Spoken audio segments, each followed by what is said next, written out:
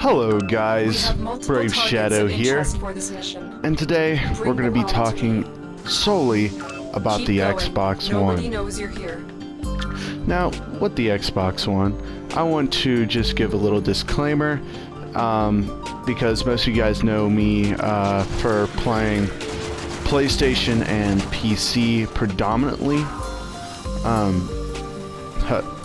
PS4 thought I was talking about it. Silly voice commands. But so when I say this stuff, it's just from a really neutral and logical standpoint.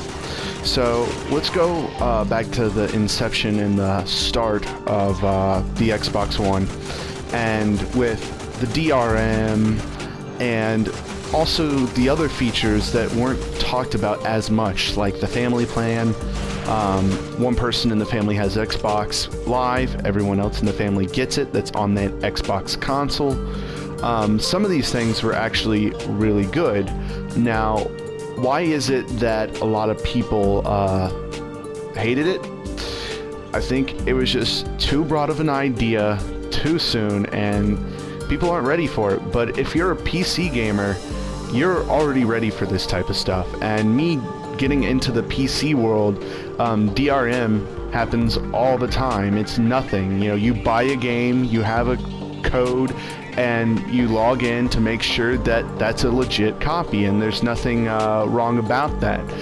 But majority of people who are console gamers don't really have an idea or concept of DRM. They just think, you know, I buy this game, it's mine, I should be able to give it to other people, trade it, things of that nature.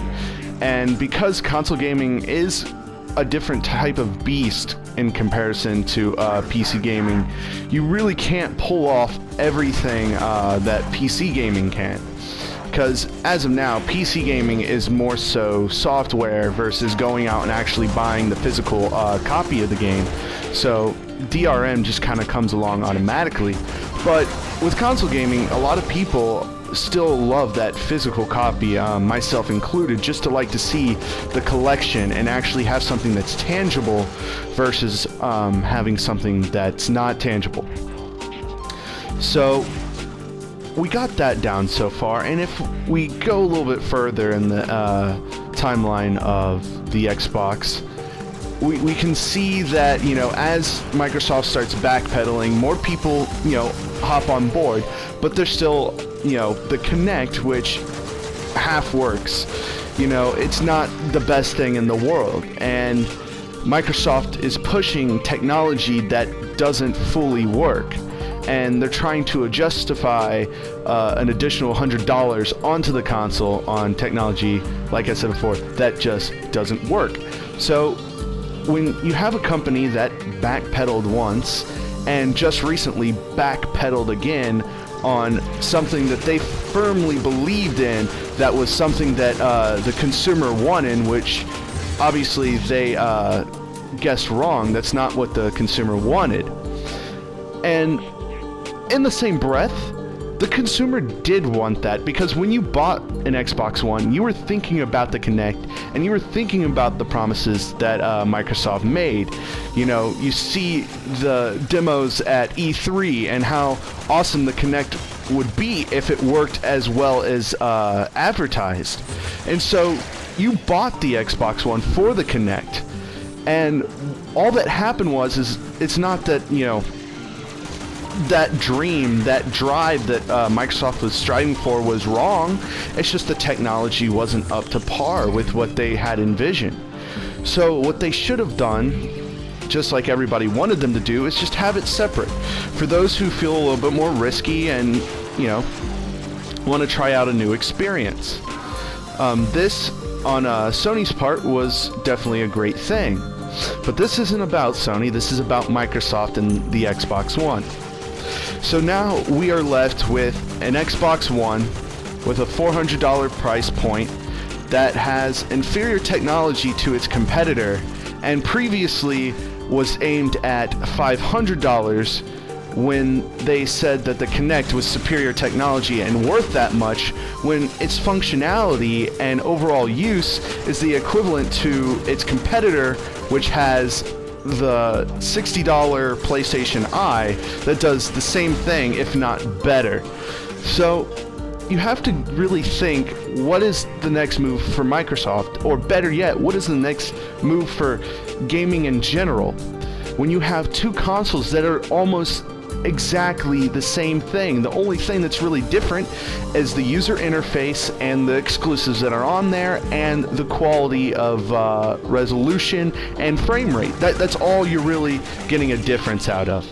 And maybe a few apps, like on the Xbox, you have like HBO and things like that.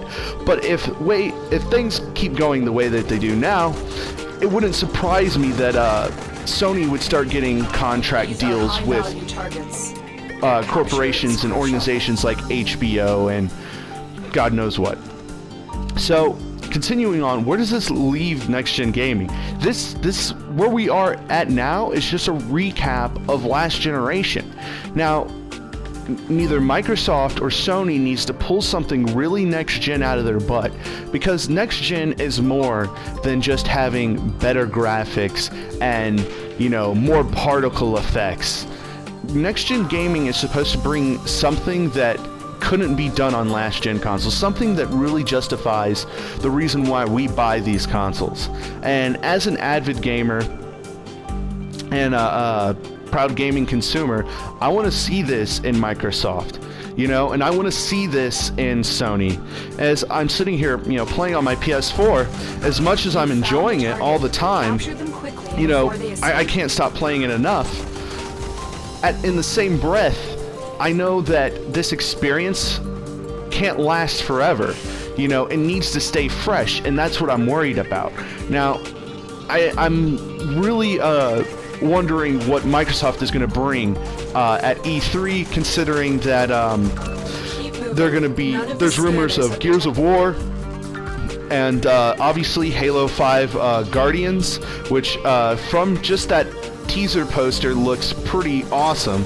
So that's something I'm extremely stoked about. And I'm just wondering, as much as sequels to games make a lot of money because people like to go with something that they're already comfortable with and something that they trust. And this trend also went along with why the Xbox One has had all the, basically backtracking where they took out the Kinect, because people don't really like all of that new stuff. There's still some adventurous people. So with the games, are they just going to rehash every single game in the series? Or are they going to try to be adventurous and go for some new IPs? I mean, you have Sunset Overdrive, but that isn't made directly by Microsoft. That's not Microsoft taking a risk. All they're really doing is funding somebody else, publishing the game so somebody else can take the risk, so it doesn't necessarily hurt Microsoft in the long run. You also have Microsoft building up these new game studios, which is a blessing to all Xbox owners, because this means that you're going to get more exclusive content on your console that will probably be a higher quality than found on AAA titles made by third parties, similar to like it is on the PlayStation with the Uncharted series and the Order 1886. So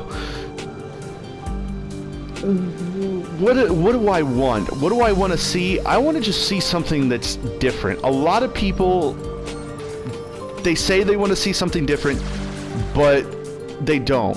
They wouldn't mind seeing, another Call of Duty game. They wouldn't mind seeing another Halo game. And I love those series as much as the next person. But I bought the console not just to play those games, but to have something I could not do on the last generation of consoles. So hopefully this E3, Microsoft and Sony can both deliver the experience that I want. As for multiplayer and online features and things of that nature, Sony has definitely came around very well. And one thing I really like on Microsoft's end is just their ability to keep up to date with firmware updates and improvements. Just recently there was one. I also like the social integration of having followers. That is really handy and nifty. So if you don't want to be somebody's friend, you could just have followers. So I think that in itself is really, really nice. And look at that, I died. Alright, revive.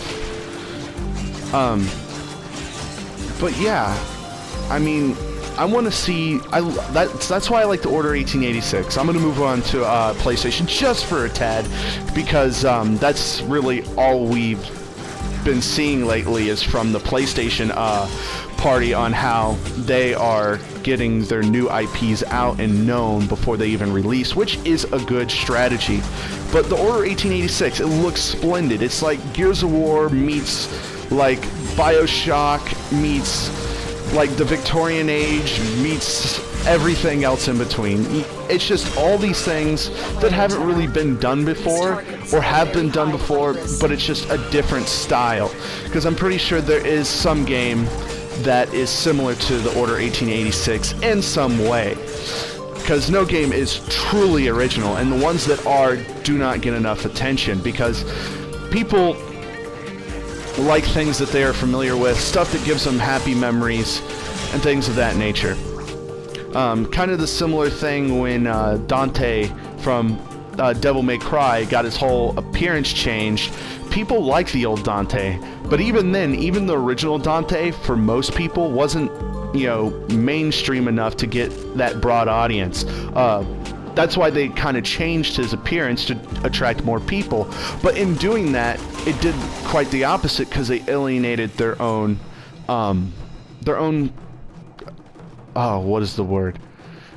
Their own audience that they originally had and built up after the series of games. So to do something like that is both foolish, which brings me back to why people didn't get on top of the, you know, Xbox One at first, and that's why they all, you know, accumulated to the PS4. But see, there has to be a line where we can still be like last gen, but have enough to make us different this gen, and I don't see that happening, and I really want to see some innovation. Most people would argue that and say, you know, innovation doesn't make a lot of money, but see, gaming is not about the money. Yeah, gaming is a business, but us as gamers, it's not about the money, it's about the experience. And those, you know, games that don't get as much attention, Portal, and, you know, not the extremely mainstream games. Yeah, you may say, oh, Portal's pretty mainstream, but sales-wise and how many people actually know about it, it's not the same as if you were talking about Madden or Call of Duty. So I want to wrap this up, and I want to leave you guys with just something to think about. You know, what would next gen be for you? Is this truly next gen? I mean, is the PS4 really next gen? There's PCs that can, you know, outperform both Xbox One and PlayStation 4. But we never say PC's next gen, so what is next gen? Heavy activity ahead. So leave me some comments down below. I really appreciate it. Thank you for watching, and as always, Shadow out, game on.